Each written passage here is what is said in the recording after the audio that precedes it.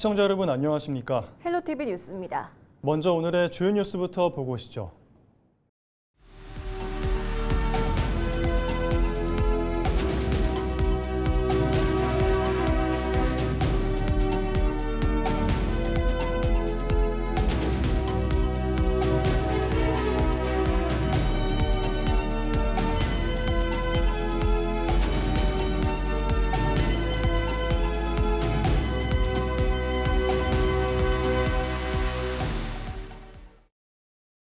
(8월 20일은) 정부가 제시한 국립의대 신설 추가 계획서 제출 마감 시한입니다.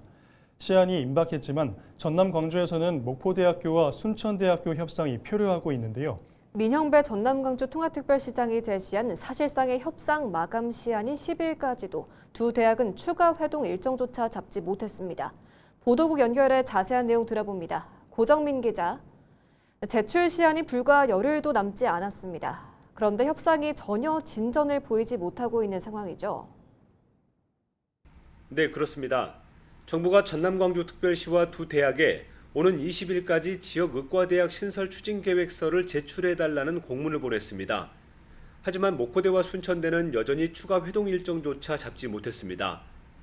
두 대학은 지난달 20일부터 이달 6일까지 4차례 협상을 벌였지만 합의점을 찾지 못했고 민 시장이 제시했던 10일 시한마저 넘어섰습니다.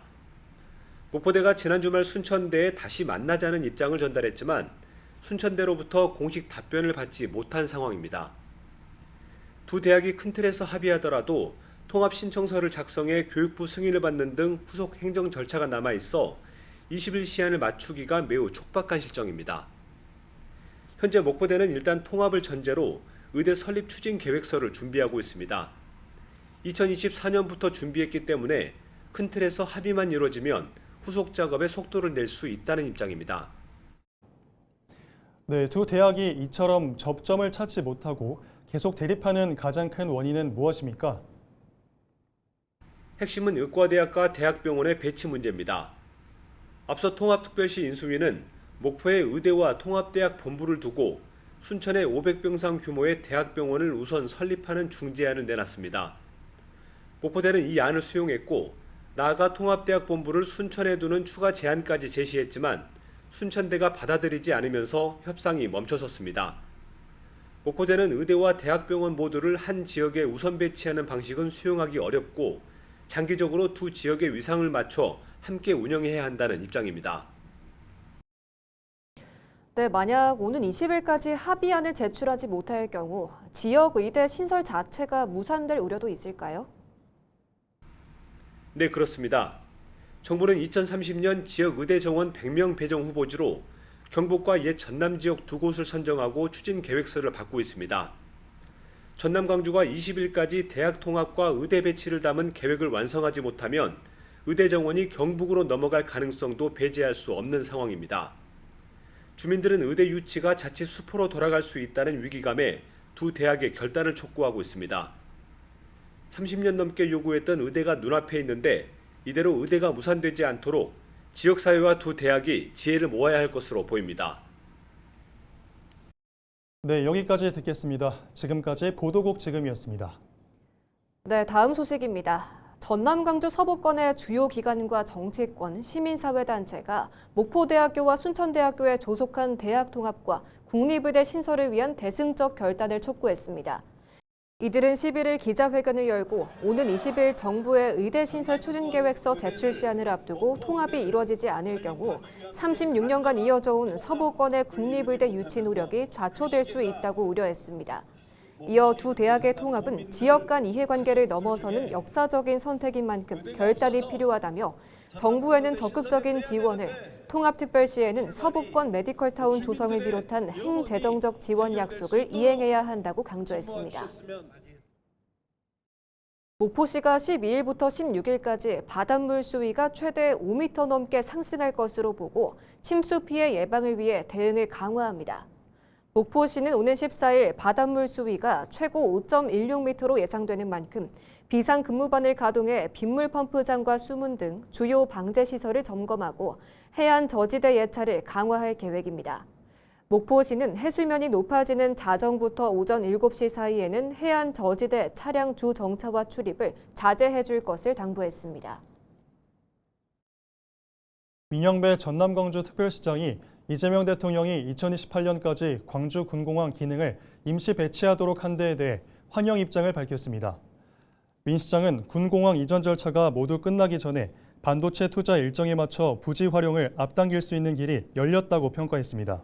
특히 군공항 인근 산업단지의 조기 착공을 위해 정부와 기업, 관계기관과 긴밀히 협력하겠다고 덧붙였습니다. 또 산업단지 조성과 인허가 절차를 앞당기고 반도체 집적단지의 핵심 기반인 전력과 용수 공급에도 차질이 없도록 하겠다고 강조했습니다.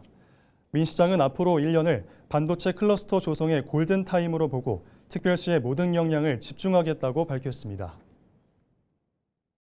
헬로티비 뉴스는 새롭게 출범한 민선국이 지방자치단체의 청사진을 짚어보는 시간을 이어가고 있습니다. 이번 시간에는 이기현 광양시의회 의장을 만나 10대 광양시의회 의정 운영 방향을 들어봤습니다.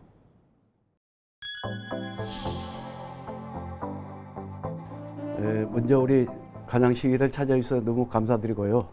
14분의 의원님들이 저를 제10대 의장으로 당선시켜 주신 데 대해서 진심으로 감사의 말씀을 드립니다. 제가 의장으로 당선이 되면서 우리 의원님들한테 가장 말씀을 드렸던 부분이 소통과 신뢰입니다. 그래서 우리 의회가 소통과 신뢰로서 시민에게 더욱더 다가가고 시민에게 사랑을 받는 의회로 가보자 하는 것을 이제 말씀을 드렸고요. 또 의장직이란 것은 저 개인의 어떤 영역이 아닙니다. 그래서 우리 의원님들과 항상 소통하고 신뢰로서 우리 시민들에게 어떻게 보답을 할 것인지, 시민들의 사랑을 받을 것인지 항상 노력하고 있고요.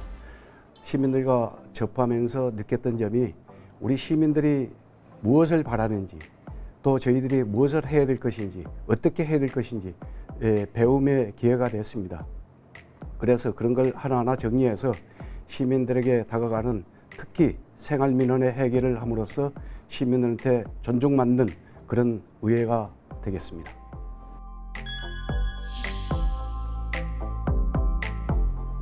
제가 지향하는 의회는 항상 의원님들과 소통, 화합입니다.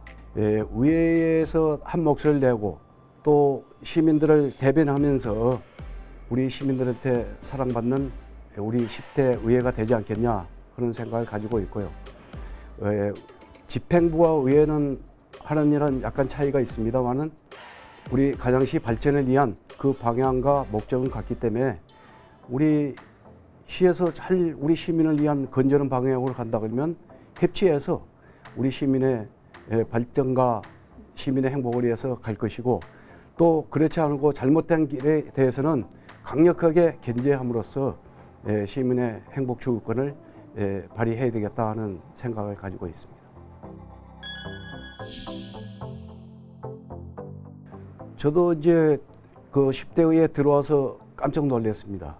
제가 4대, 7대 그 간양시의원으로 재직할 때는 그래도 재정 자립도가 우리 전남에서 제일 가는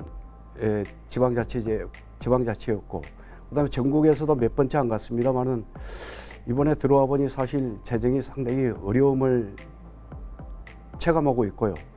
그래서 이 난관을 어떻게 극복을 해야 될까? 선택과 집중으로 가야겠다. 그리고 또 불효불급한 예산은 과감하게 정리를 해서 우리 시민들에게 꼭 필요한 부분만 예산이 쓰여지도록 해야 되겠다는 생각을 가지고 있고요. 또 생활민원에 중점적으로 해결해야 되겠다. 큰 프로젝트도 중요하지만 우리가 큰 프로젝트는 이제 우리 시에서 우리 의회와 집행부가 함께 해야 될 일은 시민들의 웃는 모습을 봐야 되겠다. 그러기 위해서는 생활민원에 최대한 그 힘을 모으려고 하고 있습니다.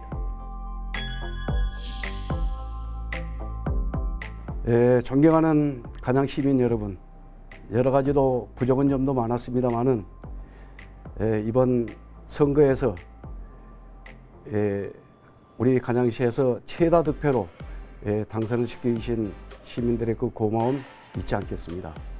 또한 제10대 의회에서도 동료 의원님들께서 다수가 의장으로 당선시켜 주는 데서 그 고마움도 잊지 않겠습니다.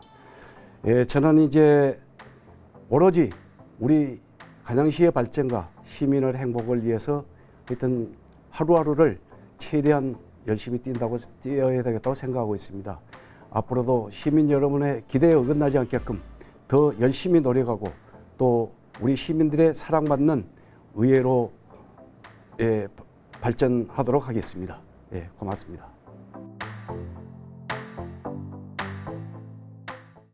낮 기온이 조금 낮아지기는 했지만 그래도 햇볕은 뜨겁습니다.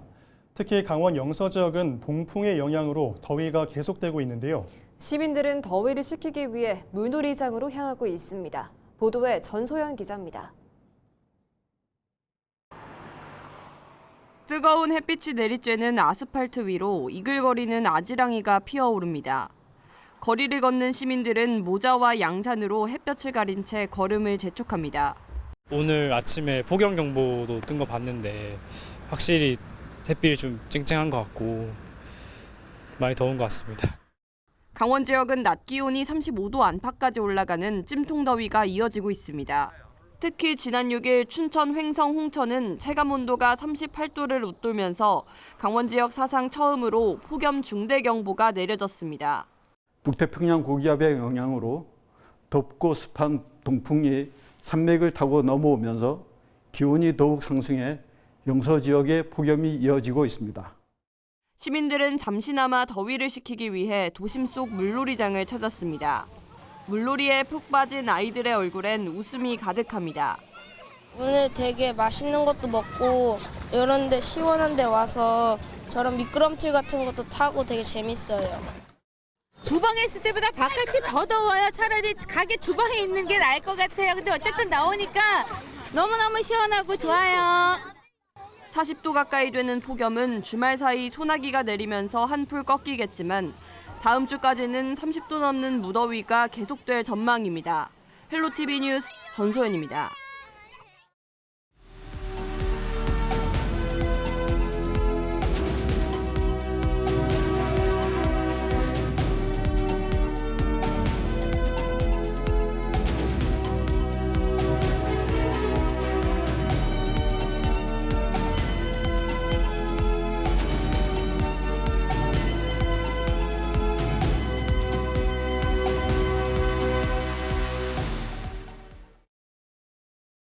전남광주특별시 교육청이 9월 1일자 정기 인사를 통해 교육공무원 598명의 승진, 전직, 전보 인사를 단행했습니다.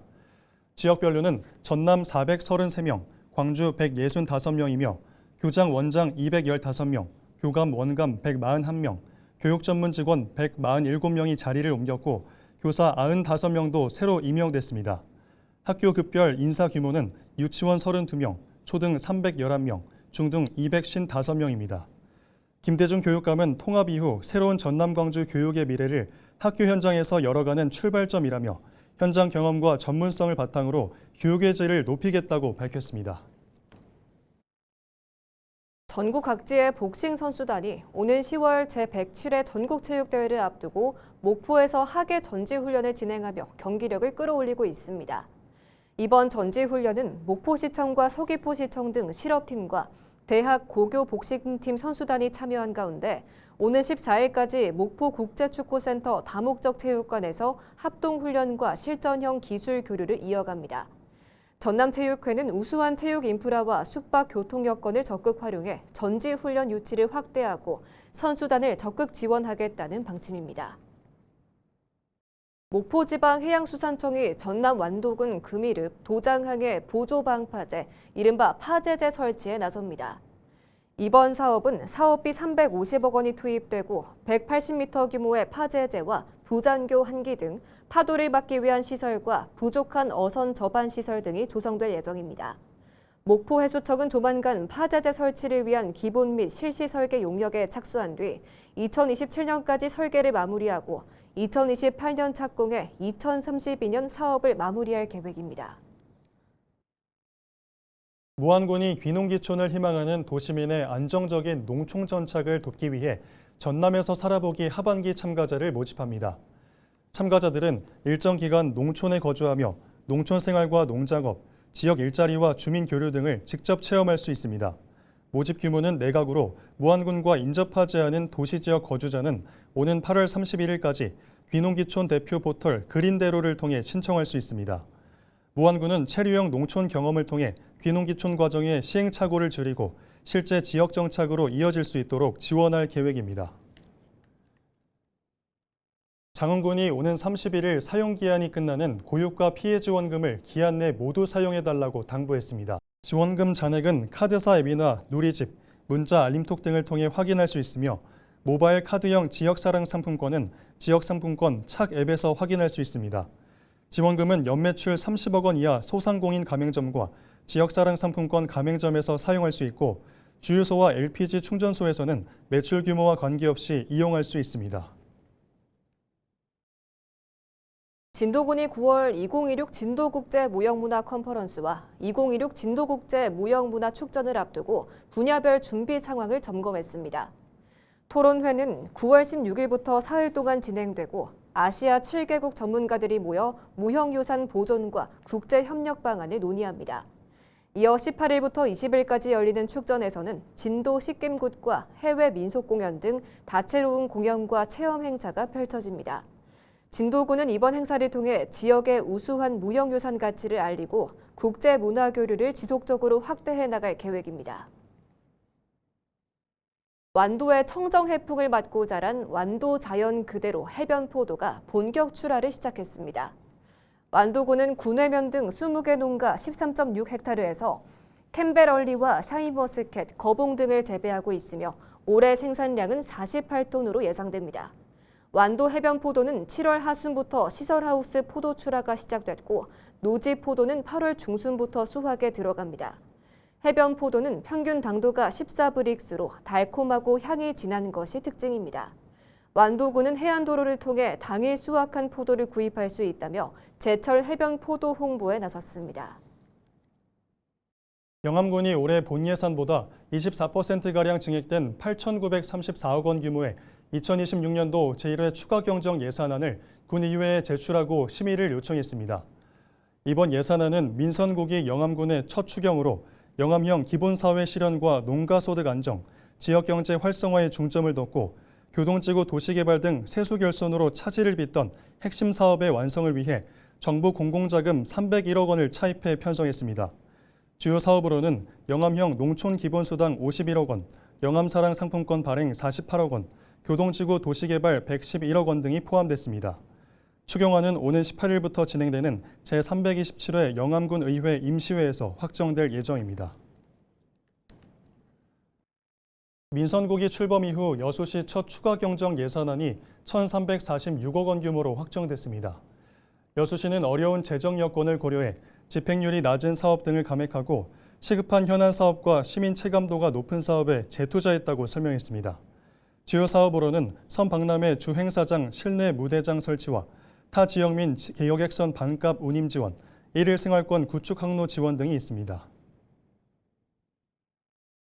여수 지역 노동계가 정부에 여수시 고용위기 지역 지정을 촉구하는 공동 건의문을 제출했습니다. 한국노총 여수지역지부, 민주노총 여수시지부, 전국플랜트건설노조 여수지부는 여수 산단의 경기 침체가 이어지면서 고용 불안이 커지고 협력업체 경영난이 심화되고 있다고 설명하며 여수시 고용위기지역 지정이 조속히 이뤄져야 한다고 밝혔습니다. 또 고용 유지 지원을 확대하고 실직자와 재직자 고용 안정을 지원하는 등 종합적인 지원 대책을 마련해 줄 것을 요구했습니다.